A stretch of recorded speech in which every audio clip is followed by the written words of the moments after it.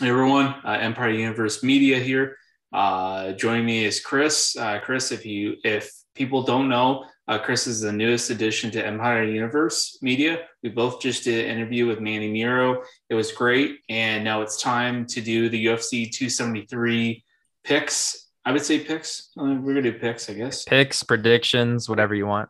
Exactly. So, well, let's just get this started, and I'm just gonna pull up the card here. The first fight, women's strawweight, Piera Rodriguez and Kay Henson.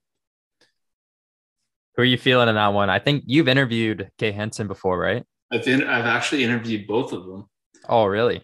Oh yeah. This is like a double header for me. Yeah, tough call or what? Who do you got? You know what? They're both, I like them both. Kay Henson though, she kind of came up short in her last fight with Jasmine Justavidius, who I also interviewed.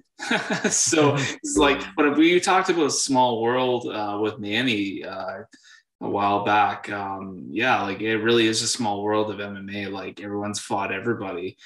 Um, if I had to kind of go with the edge in this fight, I think Pierre Rodriguez, but Kay Henson, she's not someone that's just gonna get pushed over either. So it's definitely a tough matchup on this one, but I think I'm gonna go with Pierre Rodriguez. Yeah, I think so too. Two fighters I haven't watched a lot of. I think Kay Hansen, she's on a two-fight skid. And I'm gonna be brutally honest. I don't know much of her of a fighter. I see her on Twitter all the time promoting her OF. And that's kind of how I got to know her. I didn't subscribe to it. I did not, but that's how I've kind of heard of it. And let's be honest, what a stacked card from top to or bottom to top, top to bottom. Eh? As we get it up here Absolutely. again. Yeah, I'm just pulling this up on Yeah, it looks better. a lot better. But yeah, if I was to guess, my prediction is going to be a Pierre Rodriguez decision. Yeah, no, I couldn't agree more. Let me just close this here. Fuck. And this is why we edit. Yep. Close.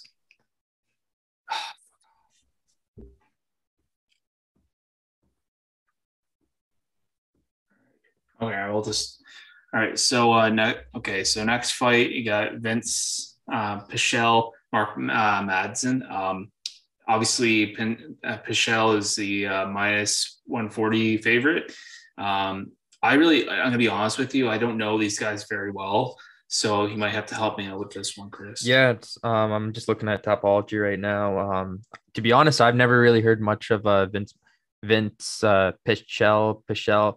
But I'm looking at Topology. He's got some decent wins. He's got wins over Jim Miller and Austin Hubbard. He did lose to Gregor Gillespie. That's his only loss in his or no, and then he lost in the tough finale. But that was was that an exhibition? I don't know. Come on, it's getting sidetracked here. But he's on a 2-fight win streak. Uh, I mean, it seems like a great guy, a great talented fighter. I just have never watched him. But Mark Madsen, I've watched him. He's an Olympian. He has been dominant in all his fights, and I think I'm gonna lean towards him. He's Yeah, 11-0. He's when you're going for picks, and I know he's the underdog and all, but when you're going for picks, sometimes it's always safest to go with a wrestler. yeah, Like you could start on the feet, but as soon as someone that's better with you on wrestling takes you down, it's like it's their world, man. absolutely. And I mean, we've seen in the past Mark Madsen just dominating wrestling. And I remember, I think his first fight was at UFC Denmark, where he's from.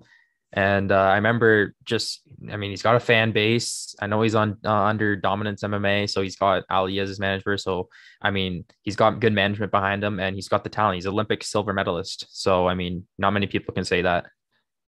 Yeah, now that does jog my memory because I was looking them up because I was, I don't know, I was going to do an interview or whatever. But yeah, now that jogs my memory, I remember reading that. Yeah, so being a Olympic, I mean, to have that kind of credential, you're fucking wrestling's top.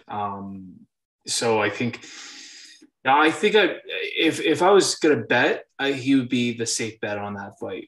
Yeah, I think I could see him just putting on a wrestling clinic and winning a decision. I believe that's my prediction. Absolutely. And then next fight we got bantamweight Giulio Arse and Daniel Santos. I know they talked a little bit about Daniel Santos being he's a new guy coming in. I think he's got a lot to prove. But Giulio Arse, I've heard a lot of great things as well. Unfortunately, this is another fight that I don't really. I'm not starting off too well. I thought we were, or at least I was. Maybe Yeah, no. three girls I've Um, interviewed in the past year, but yeah, Giulio Arce. I know I've seen him fight before, but with this fight, I don't know. This is an I mean, interesting fight. I think Giulio Arce has fought better competition. Like he's coming off a loss to Yadong Song, but has a win over Andre Ewell. He has a win over Julian Erosa and a win over Daniel Tamer and a win over Dan Ige. So he's fought some tough guys and he's won. Um, but going over to Daniel Santos, let me just check my Tapology. I believe, yeah, this is his UFC debut. So he's going into his UFC debut with a tough guy like that has probably about like 6 fights in the UFC. So this is definitely, I mean, if you're gonna make a statement on your debut, this is the type of guy you'd want to make one on. So And I think that kind of energy that he's going to bring in, knowing, hey, this is my UFC debut, he's definitely going to bring it. And I think that can sometimes be dangerous because a guy like Julie Arce thinking, I mean, no fighter is never going to admit that they're overlooking their opponent. But I do believe that, with Julie Arce, he's going to come in with that idea that, hey, I got so many fights in UFC. This guy's in his debut. He thinks that, this is how the fight's going to be. But Daniel Santos, I mean, if he's smart, he's going to be reserved and try to fight smart. Unfortunately, you see a lot of fighters come in and they empty the gas tank. They want to get that statement in their debut, but we'll definitely see. We'll see what he has to bring. But I think in this fight, I think I'm still going to go with Giulio Arce. Based mhm. off of what I've seen and what you've said, I think Giulio Arce has got this one. Yeah, I'm going Giulio Arce as well. I'm also looking here. Daniel Santos hasn't fought since December 2019. I don't know if you believe in ring rust or not, but that's definitely a long time, especially going into your UFC debut. You haven't fought in like 2.5 something years, right? So it's that's a big test. So we'll see how this fight goes. But I mean, I'm leaning towards Giulio Arce in this one. Absolutely. And then that takes us right to the prelims, man. So let's get down. Mickey Gall and Mike Malott. That's a great fight. Great fight. If you don't know who Mickey Gall is, you're living under a rock. But Mike Malott, I believe he was on the Contender Series, and He got a finish. I know he's a part of Team Alpha Male as well, Mhm. so he's trains with a lot of good guys. His brother is actually shout out James Lynch. I saw him tweet this. He's on the Winnipeg Jets. I think James just recently interviewed Mike, and they were talking about that. So pretty cool, So some athletic talent in the family, but yeah, it's a great fight. I heard. I'm pretty sure this is Mickey Gall's first fight coming out of the Stanford MMA camp. So I guess he left Jersey and he's training with some big guys, good guys. And Mickey Gall is just one of those stories, like he beat CM Punk. He's always going to be known for the beating CM Punk, and he had a lot of hype. He also tapped out Sage Northcutt, and then he's just been kind of on a weird kind of trajectory. He's been he'll win one, he'll lose one, he'll win one, he'll lose one. So The fact that, I mean, even, and not to take anything away from Mike Perry, but like Mike Perry came in and just without any he just had his girlfriend in his corner. yeah, and completely dominated Mickey Gall. So I don't really know what the question is. I don't really know what the solution is for Mickey Gall, but he needs to start really racking them in because I don't think he has. He did a couple great things, but yeah, as you said, his trajectory, it's kind of going up and down here. So I think there's a lot of pressure on him. But Mike Malott, I mean, he's coming off of a exciting win in the Contender Series, so he has a lot behind him in this fight, a lot of confidence. So I mean, that's gonna be tough for a guy like Mickey Gall. But if I had to put my pick behind anybody, I think I'm gonna have to go with Mike. Yeah. I think similar to the last fight, this is Mickey Gall is a tough fight for Mike Malott for your UFC debut. This is someone that's proven, been in the UFC for years, has experiences, has finishes, and that's a tough one. I'm going Mickey Gall this one. I've been a fan of him ever since the CM Punk fight, and I think you know what I think he's gonna win by rear naked choke. Fair enough. Fair enough. I will accept that. And the next fight, the big boys are up on the deck here. How is this on the prelims though? How is this on the prelims? This is a good fight. You got ranked heavyweights. Jairzinho Rozenstruik has headlined events multiple times. Yes. Marcin Tybura, solid fighter. I don't know. Look at his highlight reel. Did Tybura, was his last fight, was he the one that like completely fucked Greg Hardy? Yeah, he knocked out, I think that was, I'm pretty sure he knocked out Greg Hardy, but Greg Hardy's also been finished like 3 times in a row in cuts, but he started the Greg Hardy 3-fight losing skid. Yeah, no, I think like, and again, I mean, I'm just a journalist, but separating myself as a journalist and a fan, I think just speaking if I had to speak for a lot of fans that are watching the sport, Tybura did everyone a favor in knocking out Greg Hardy. I think a lot of people don't like him. I'm not going to say anything myself, me being a journalist, but I think in terms of that, like he did a lot of people a favor. A lot of people didn't like Greg Hardy based upon his background, but I think it's a little unfair, the fact that the position that the UFC had put him in, and it's not his fault that the UFC put him on the main card here, there, and given him these fights that they've given him. They offer him these fights. He's not going to be like, oh no, I don't want to fight these top guys and get to the title right away. No, if you get offered, you take the opportunity. But I understand the hate behind him because obviously what he's done during his NFL career. So, but that's another time. Absolutely, and that's another conversation too. He's out of the UFC. So, but going back to Tybura, he's coming off. I just checked. He's coming off a loss to Volkov. I think that was on the card where Teixeira versus Blachowicz and like Jan versus Sandhagen. So I think Tybura is definitely gonna be motivated to get back in the win column. And then Jairzinho, he his last fight, I'm pretty sure lost a dominant decision to Curtis Blades. Just got wrestled. And Jairzinho is one of those guys. He came off guns blazing, like bunch of knockouts. Just do you remember what he did to Alistair Overeem's lip? Just ripped it in half. But Overeem, he's had a fucking tough go too. Oh yeah, no, I mean ups and downs for sure. But Jairzinho, it just seems like once he got to the top level guys like Francis, that was brutal. That knockout loss. But I mean Jairzinho, he has the talent. We all know he has hands. This is definitely a decent fight for him, to bounce back into it. Mm-hmm. And I'm excited for this one. Like I said earlier, I don't understand why I think it's definitely main card worthy for sure. But I mean, I'm looking forward to it. I'm gonna go with Jairzinho. I think he's gonna win, and this one's gonna be on the feet. But I can also see Marcin Tybura maybe wrestling a bit in this fight because maybe he saw some holes in Jairzinho's game in his last fight against Curtis Blades. So should be a good scrap though, I'm hoping. Yeah, this will definitely be a good scrap.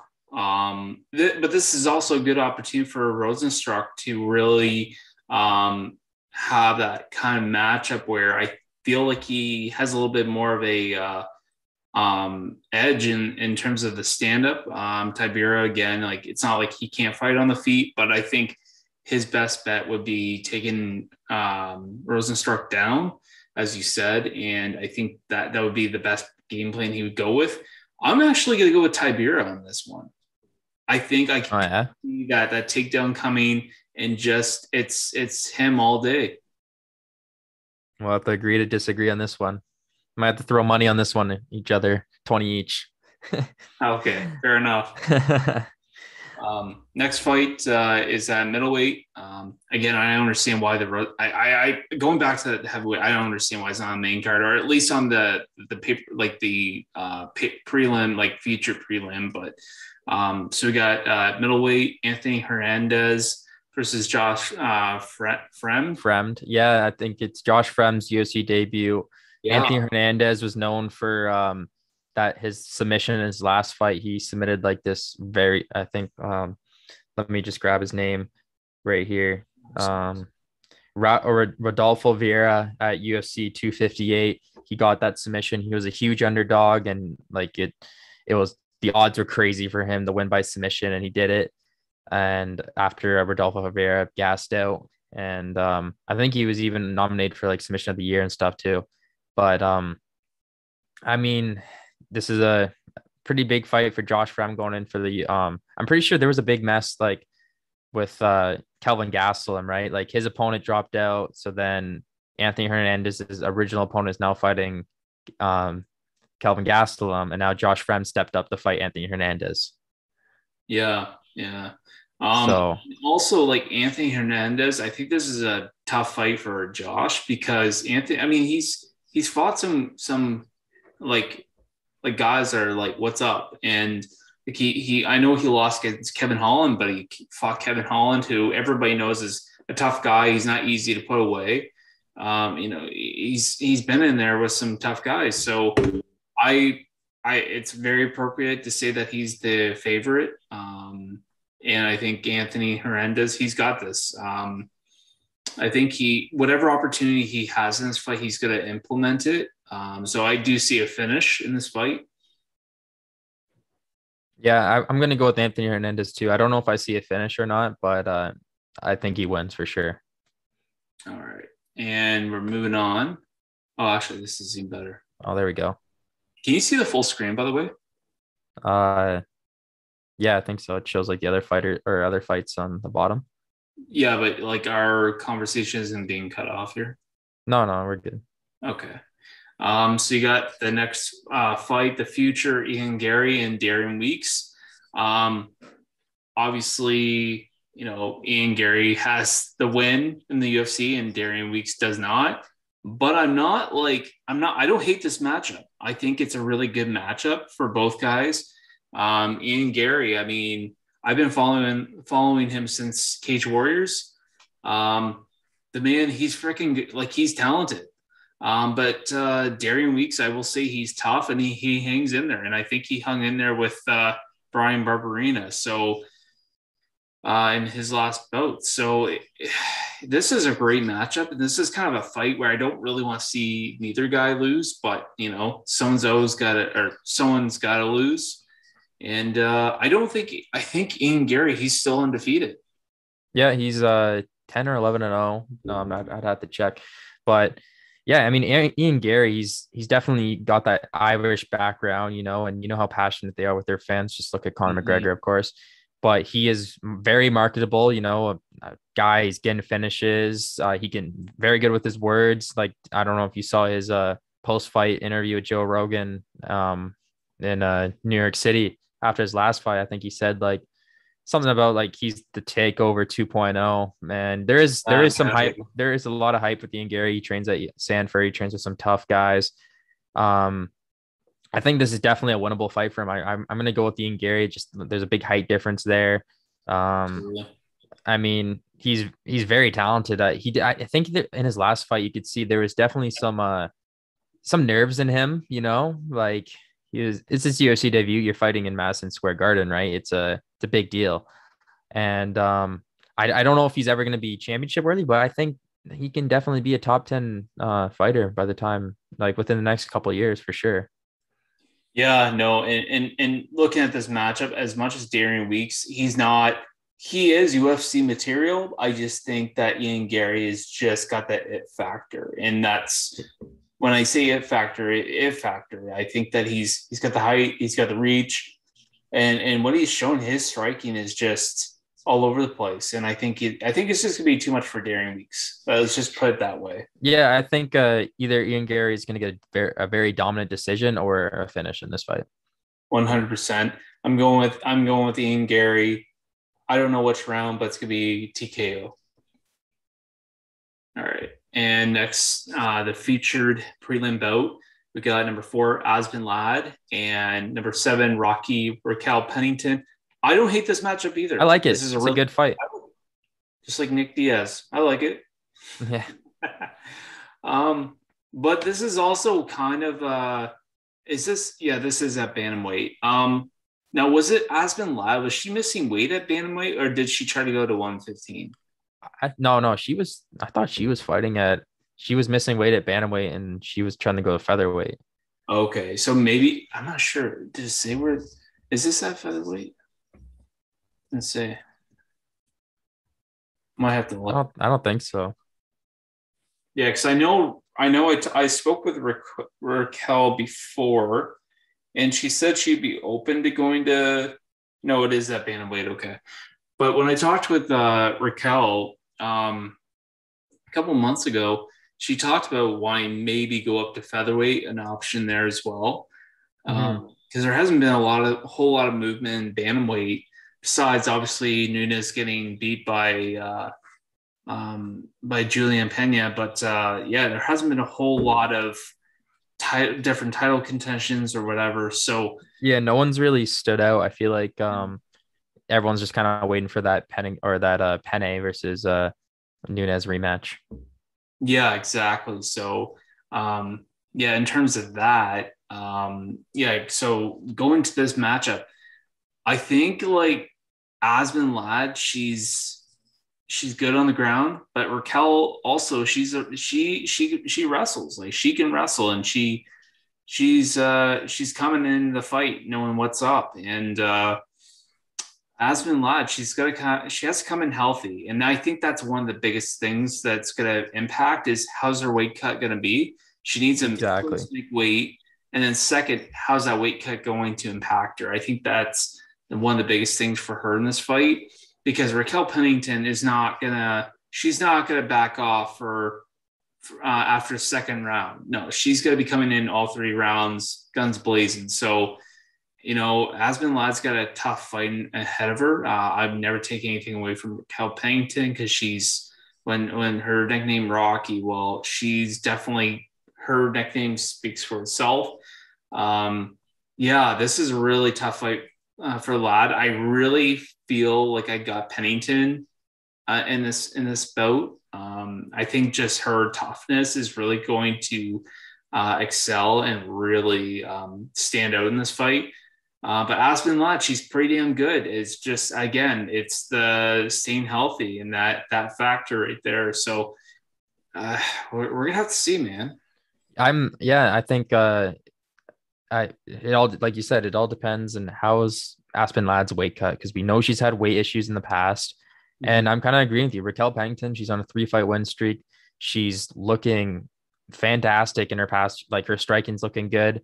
And I feel like this is a big challenge for, I think, what is Aspen Ladd, number 4 in the division. So like she wants to get back in the title contention, right? So a statement win over Aspen Ladd, that's gonna get her into people talking about her again, right? So I think I have her in this fight.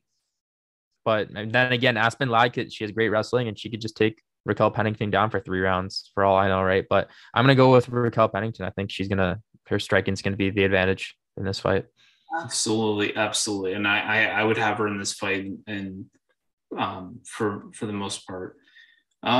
Yeah, so that's a great right from there for the most part. That's a great early prelim and prelims. So we're gonna some great fights, but yeah, this main card's nice too. So let's dig into it. Again, I think this fight just got announced today, or like the new. I said today, like the day we're recording. So if you're on Thursday, March 31st. Yeah. So yeah, because I'm not sure if it was Alexei Oleinik that stepped in, or it was Jared Van. It was Jared Van Dera.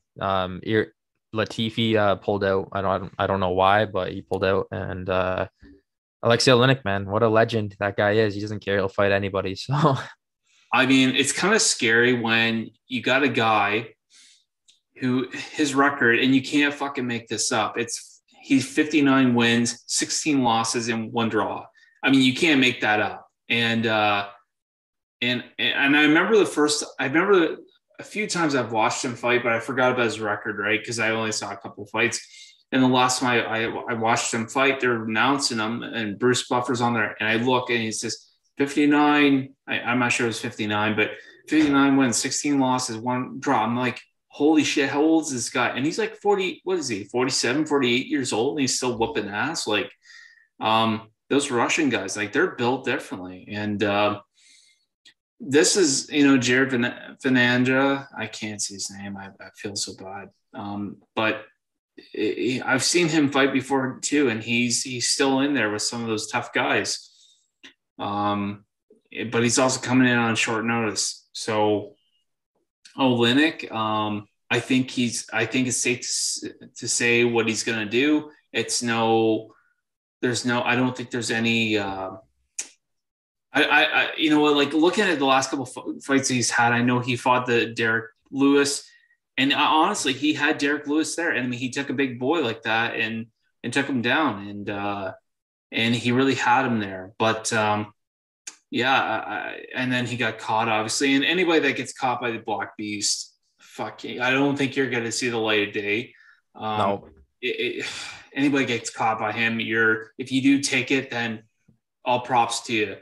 But Alexei Olynyk, I mean, he's a tough old guy, and shit. I mean, but if he gets a hold of you, you're going to take a nap on the canvas, because the man knows how to get you anywhere. And that's the kind of scary thing is you watch a lot of fighters where they tend to, they're really good at rear naked chokes, or they're good at, they're good at arm bars. Rousey her thing was arm bars. This guy can just submit you with anything. Like he'll pull something. It's like, how are you doing that? Like, how are you possible? Yeah. What's the 2 submissions, Ezekiel chokes from the bottom? It's like, what? It's like crazy. Yeah, exactly. It's like, how? But you gotta think, I think Olynyk, you said he's old, on the older side. I think he's 44 actually. He's on a 3-fight skid right now, and Jared Vanderaa is on a 2-fight skid. So 2 guys desperately looking for a win. I know Olynyk probably really wants that 60th win. I personally think, he's had more time. I don't know how, maybe Jared Vanderaa has been training this entire time, and that's why he took this fight. But I'm feeling Alexei Olynyk either grappling 3-rounder or just him possibly getting a submission in this fight. I 100% agree. I have Olynyk in this fight just based upon the experience. Like you look at his fighting style, you think, he would lose a lot of the fights because, he just doesn't do a whole lot of stand up.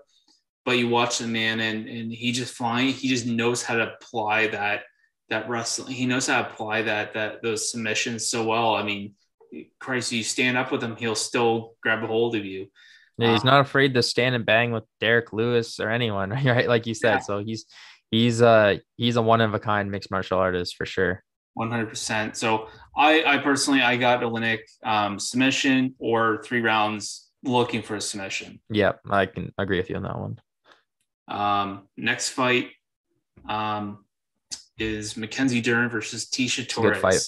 And fucking great fight. I know I've shot a lot of fucks in this thing, but I'm telling you right now, like, this is a great card. You can't hate it. Sorry, keeping it up and down. You get number 5 ranked Mackenzie Dern against number 7 ranked Tecia Torres in the strawweight division. The Tiny Tornado. I'm just going to start off with her because, Mackenzie Dern, she's had a lot of hype, and she's had a lot of the UFC behind her, whereas Tecia, she's kind of been in the UFC for a while, or for a long time now, at least for the women's division. And I feel like maybe she hasn't gotten as much respect. I find they're giving her killers. Like, sorry to interrupt, but like, she started off great. She looked like a great Tecia. She looked like a great contender. Then all of a sudden she's on a 4-fight skid, fighting, like, she's fighting the best of the best, like Joanna, list goes on, right?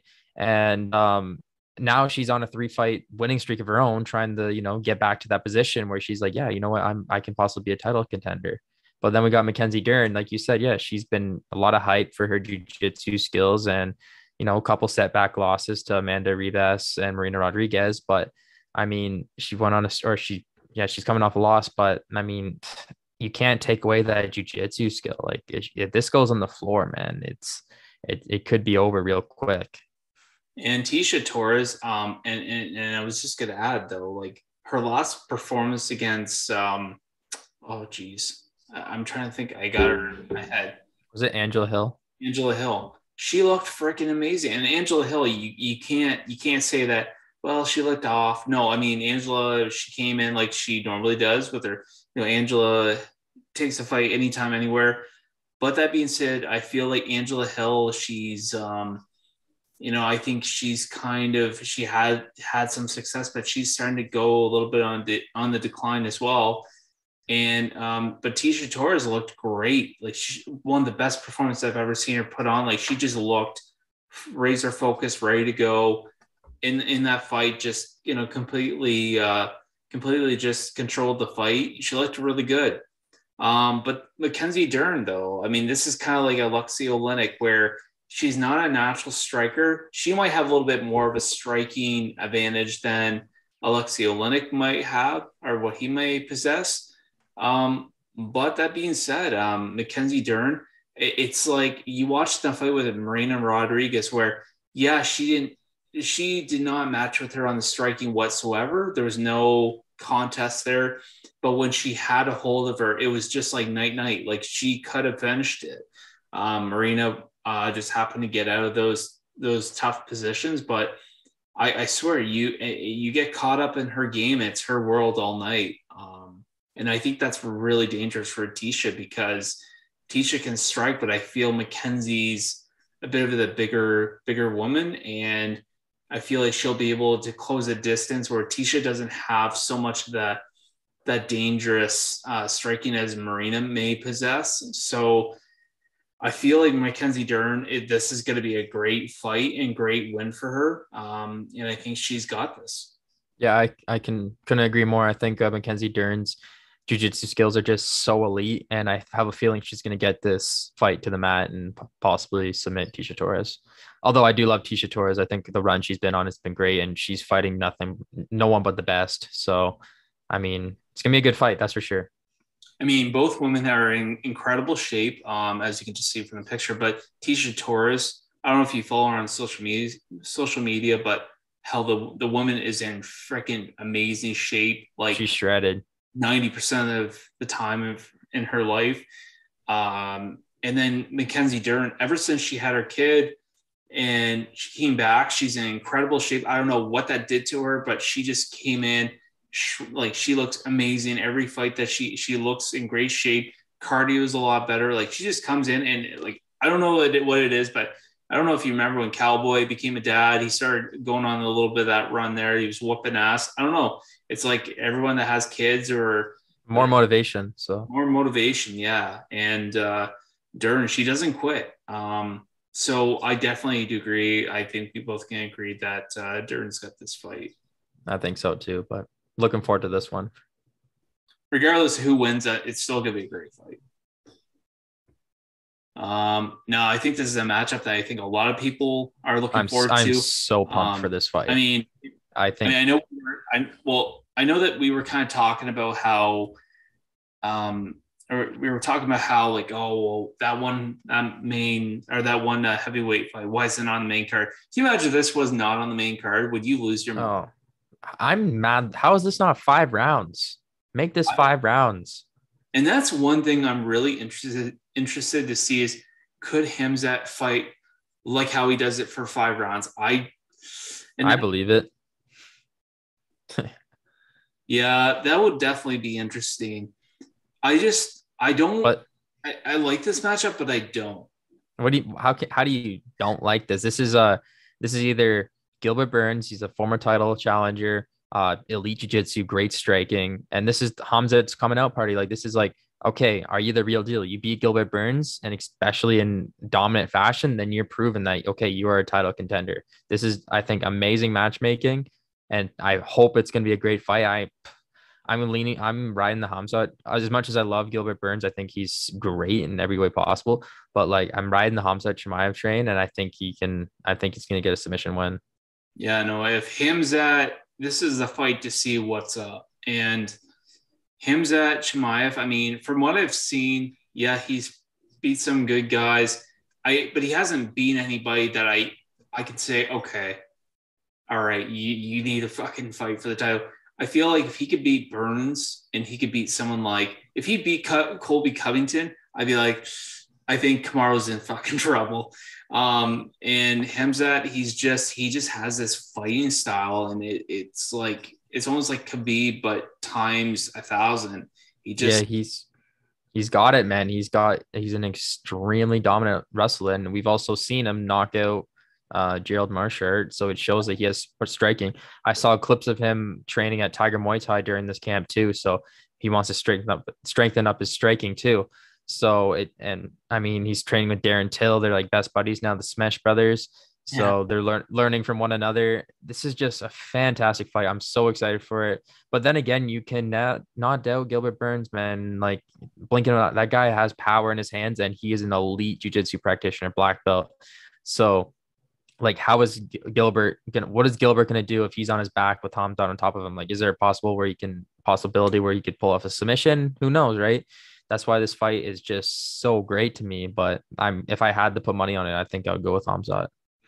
Yeah, I think I'm going to have to go with Khamzat until we see something different in this fight. And we might have to pull it up like halfway, say it goes 3 rounds. It's like second round. It's like, okay, maybe I might have to go with Gilbert. But based upon what I've seen, I don't think Gilbert's going to get completely dominated like the last couple of guys. He's going to come in. He's not going to let this guy embarrass him. He's not going to let this guy come in and just do whatever he wants. Gilbert, he's been at the top with some of the elite. He's going to come in. He's probably going to be training with Kamaru for this fight. Yeah, he has been. So yeah. So I think with Burns, he's not going to let this guy have an easy fight. But that being said, I still think that Khamzat's going to have the win. I just don't know how. I don't know which round, but he's going to get the win. It's unless Burns can do something that we haven't seen him do before. This is Chimaev's fight altogether, man. I think so too, and I think this is going to be Chimaev proving himself that he is a title contender. But you never know. Blink of an eye, Gilbert Burns can pull something off. He's other than that Kamaru Usman loss, he's been looking fantastic lately. Just got a dominant win over Stephen Wonderboy Thompson too. But I think this is the fight I'm most looking forward to be honest. 100%, man. I'm looking forward to it. It's going to be a great fight. Somebody's going to lose, unfortunately. And yeah, it's one of those fights where you want both fighters not to lose, but it's got to happen. Exactly. But if Khamzat wins, the hype's real. That's all I got to say. Yeah. And who knows who he could get next. He could literally get a title shot. I think he'd get a title shot without a doubt. He's being Dana White. I'd love to see him fight Colby. Like you said, you brought that up. That'd be a great fight. But I think just everyone's going to want him to get a title shot afterwards. Everyone's going to want to see how he goes with Usman. And yeah, I think him versus Usman would be the biggest thing in the welterweight division if he gets past Gilbert Burns. Yeah. But I honestly though, can you imagine Colby like fucking trash talking with him and watch him get his ass beat? Like, I like Colby, don't get me wrong. Like, I like his character, I like his shtick, but like, I would love to see him fight Colby. I just want to see him out wrestle Colby. If someone can out wrestle Colby, I would be scared of this man, because Colby, you know how good he is, and Colby is just an amazing wrestler. He's a great fighter. His cardio is on pace. Can you imagine someone out wrestling him? That's just scary. Hard to believe. Yeah. But that being said, yeah, we both got Chimaev in this fight. I don't know when, I don't know how, but he's gonna win this fight. Yep. The next co-main event, it's a title fight. Aljamain Sterling and Petr Yan. I'm going to say right away, Petr Yan's going to win this fight. He showed everything that he needed to show in the last fight. Unfortunately, the way it happened, Aljamain Sterling won by default. Then we had the deal with Aljamain being champ for a year, talking a bunch of shit. And I respect Aljamain. He's definitely talented. Like, look what he did to Corey Sandhagen a couple of years ago. Just tapped him out real quick. But you were getting dominated that entire fight, and unfortunately Petr Yan made that mistake and you became champion in a very unusual way. But that being said, Petr Yan is just a different breed. I think he is arguably one of the best pound for pound fighters in the UFC. And I think he's going to pick up where he left off. I know there is apparently he doesn't have his corner in this fight because of visa issues or something. But I mean, I don't think that's going to stop him. And I know there's beef here. He does not like Aljamain at all, and he wants his belt back, and he wants to, get rolling in this bantamweight division. And I think if like possibly fight Dillashaw next or something like that. So yeah, but you can imagine him and Dillashaw too. Like, oh, it'd be a great fight. Focus on this fight, but that just opens up possibilities of like dream matchups. And yeah, but yeah, Petr Yan. The thing I like the most is that even if Aljamain Sterling gets a takedown, he already knows that he's got that in his back pocket. He knows that Aljamain Sterling, he's got that there. He already knows that. So besides that, he's not going to see anything else that he hasn't seen. And his defense is so unreal that like he doesn't take much damage in many fights. He just rushes you down. Aljamain Sterling obviously is going to come in and a little bit different, I'm sure. But Petr Yan, like I still feel like it's going to be the same result, and I feel like Petr Yan is he just brings something different, and I just feel like he's just much better of a fighter.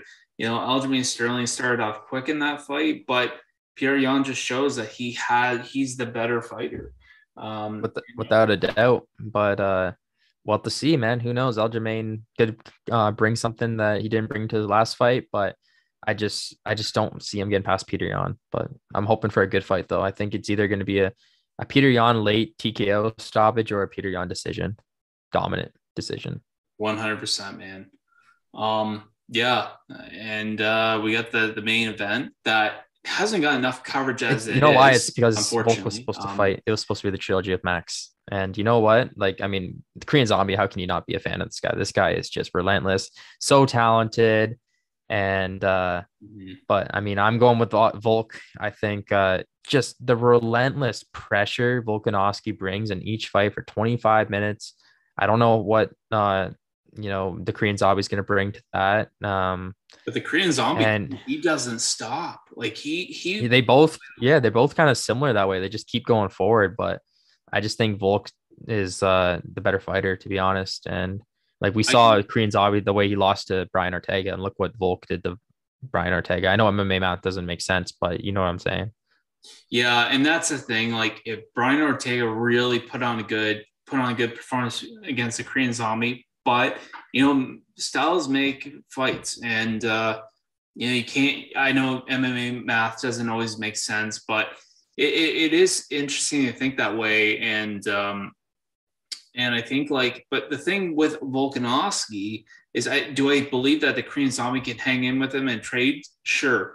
I mean, even Brian Ortega had some good moments in the fight with. I honestly, Brian Ortega had a lot of good moments in that fight. He landed a lot, and obviously those two submissions that got away. Yeah, so Volkanovski, he does get touched a lot, and that's the only thing I'm kind of concerned with is that Korean Zombie, he's a guy that he has more. I would give him more of a chance than some other guys in the division to beat Volkanovski. So I still believe that Volkanovski is going to come out and still. Just based upon his explosiveness, and the Korean Zombie has shown that he can be put to sleep. And I mean, that one fight, I think it was Yair Rodriguez. I don't give a shit who you are. You get an elbow like that, you're taking a nap, because a shot like that, that's hard to take. And that was an outstanding knockout by Yair Rodriguez, but that doesn't. I mean, backtrack, but I was gonna say, like, in Chan Sung Jung's Korean Zombie's last fight against Dan Ige, he was really showing off his wrestling. Like, it was dominant, and I don't know if that's gonna be a factor he's gonna bring into this fight. Because like Volkanovski, it's not that he doesn't know what to do on the ground, but Brian took him down, and it's he got back up though. Yeah, he got back up. So this will definitely be a fun matchup. But I still see Volkanovski pulling off the win, but who knows, man? This shit happens, and I'm going to be honest with you. I would have rather see the Max Holloway fight with him, but again, right now it's the Korean Zombie, and I think I got Alexander Volkanovski in this fight. I agree. I think Volk's gonna win by decision. Yeah, but overall, I mean, this whole card's a pretty decent card. It's a lot of good matchups, and that's one thing I will commend the UFC for designing this card. Is there's a lot of good matchups that made sense, and a lot of good stylistic matchups that have been made well. I know they tend to, if you got a guy that's got a lot of hype, they throw in just some average Joe in there to hype them up. But a lot of these matchups, there's a lot of winnable bouts here.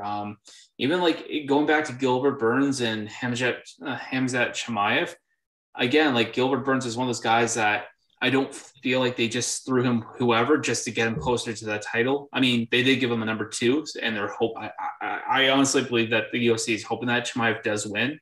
It's no disrespect to Burns, but it's pretty obvious that you're number 11, you're trying to fight number 2. UFC is hoping that he's win. You can tell they're pushing him. So, but yeah, like you said, overall, fantastic card. I'm looking forward to April 9th. I think this is going to be one of those cards you talk about, like possibly card of the year if these fights perform. Absolutely. I mean, on paper right now, they perform. Whether or not it's going to be the same, if it's anything like UFC London, it's gonna take off and maybe be the first really good card of the year. Not to say the other cards were not good, but it's definitely gonna take that spot for sure. So I'm pretty excited. I know you're excited. I'm excited. I hope you guys, viewers, are excited to watch this card. We're looking forward to this matchup, or to this main event. So guys, if you haven't already, please go ahead and subscribe. Give us a follow on Empire Universe Media, and be sure to follow Chris's new media page. Chris, you can take the lead here. Yeah, thanks. CR.sportsmedia. It's just where I'm posting just like my career as doing media and sports, and I'll just post like clips and photos of who I've interviewed and stuff like that. So just created that, and got a lot of support so far. So thanks for everyone that's sent me kind messages and saying they're excited for the future interviews I have going on. So, and yeah, can't wait for April 9th, UFC 273. Let's go.